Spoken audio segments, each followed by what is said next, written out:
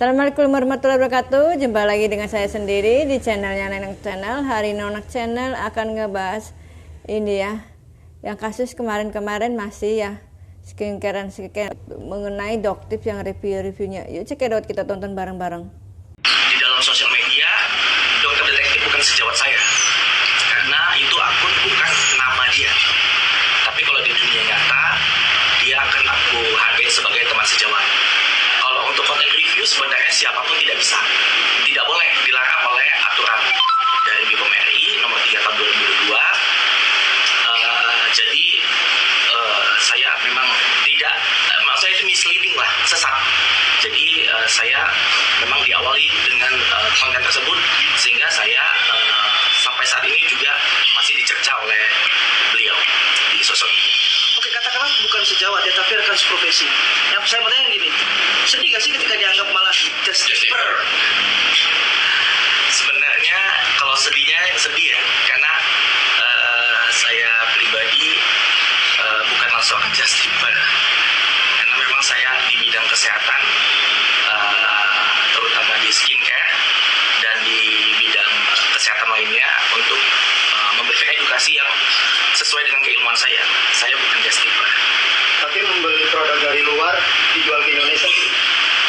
Sebenarnya kalau untuk justiper sendiri, kita tahu ada aturan dari Bea Cukai, panjang ya, dari BPOM juga.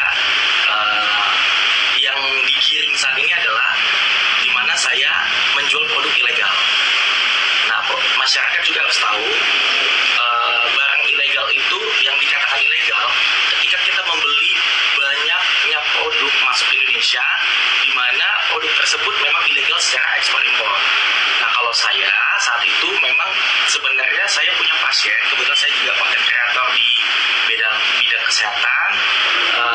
Saya hanya live, kemudian banyaknya pasien saya di dalam live untuk bertanya, dokter lagi di mana? Saat saya bilang saya lagi di Bangkok, oh dokter bisa nggak titipin saya beli ini?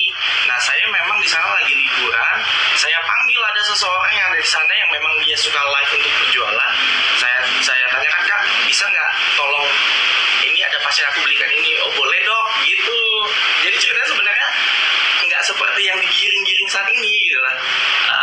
Kalau begitu silakan aja nih ke kakak aku yang di sini ya, gitu. Jadi aku nggak mau membawa barang itu, dan aku dia hanya meminta produk ini ada tidak? Oh silakan aja ke sini. Begitu, sebenarnya sepele yang seperti itu, tapi giringannya luar biasa yang berdampak kepada saya dan merendahkan profesi saya. Psikologisnya satu, mungkin saya psikologis, yang kedua, apakah berdampak dengan Kita juga tonton lagi beritanya ini ya, si pengacaranya dari beliau juga sama Dokter Reza Bledis ya. Ini juga pengacaranya, kok kenapa Nikmir nggak langsung ditahan gitu, kok malah masih dalam penahanan gitu, masih ditangguhkan, bukan penahanan tapi ditangguhkan gitu. Yuk kita tonton bareng-bareng, cekidot. Iya. Baik. Nah, keren tuh. Ya, harapan kami sebagai penasihat hukum, sebagaimana yang kami sampaikan surat kami kemarin ya terhadap penyidik dalam hal ini Kapolda Metro Jaya, kami berharap bahwa dengan terpenuhinya unsur pasal 21 KUHP, ya dia ancamannya 5 tahun nih. Kemudian dia sudah melakukan pidana-pidana lain, dan ya kalau nggak salah kemarin ya si inisial NM ini mau keluar negeri. Nah ya, jadi alasannya nggak tahu gitu. Nah ini harus saya harap penyidik harus bertindak dengan segera untuk melakukan penahanan terhadap inisial NM. Seperti itu ya. Yang lain? Bang, tapi pada saat itu apa sih bang alasannya RG sendiri, kok itu kan uang besar bang, dia berani keluarkan Batam, artinya kan apakah ada kesalahan RG yang mungkin nanti takut apabila dipublish lebih luas lagi atau seperti apa bang? Baik, oke. Kalau soal itu saya katakan, setiap saya berbicara, klien kami tidak pernah takut terhadap produk yang di-review. Dan kalau memang ada yang merasa bahwa menemukan ada salah izin edar, melanggar ketentuan, silakan laporin. Yang dia takut itu adalah persoalan narasi-narasi yang diciptakan terhadap dia dan keluarganya. Ya, itu yang dia takut, mental anaknya, mental dirinya, mental suaminya, kemudian kredibilitas dia sebagai seorang dokter yang dijelek-jelekin. Ya mohon maaf ya, para netizen di Indonesia kan dengar sedikit udah ngomongnya banyak gitu. Nah itu dia termental seperti itu, bukan gara-gara produknya, seperti itu.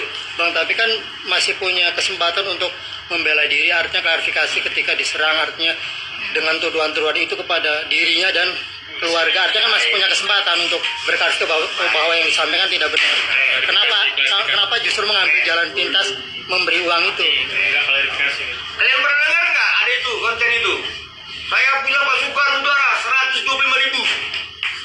Kalau kalian bela diri satu orang yang nyerang 102.000, tenggelam nggak? Nah itu dia. Ya jadi dengan persoalan seperti itulah kemudian ya udahlah, kan gua masih punya usaha seperti itu. Jadi berharap agar ini sudah selesai, ya. Tetapi setelah dia melakukan apa yang diinginkan oleh pelapor ini terus dilakukan upaya-upaya pemerasan lain gitu, ya. Sehingga kenapa tadi kenapa kemudian ada terlibat Dr. O, dokter dan sebagainya, itu lanjutannya, ya, lanjutannya seperti itu dia. Menurut kalian kayak gimana setelah tersangkanya Nikita Mirzani? Komen-komen di bawah, jangan lupa like, subscribe-nya, bunyikan loncengnya. Terima kasih sudah mendukung channel saya. Sampai wabarakatuh.